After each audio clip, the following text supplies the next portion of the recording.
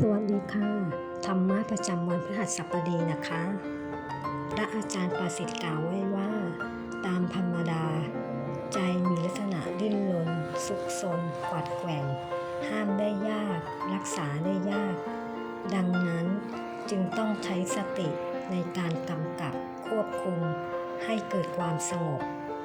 สาธุขออนุโมทนาบุญกับทุกท่านที่เข้า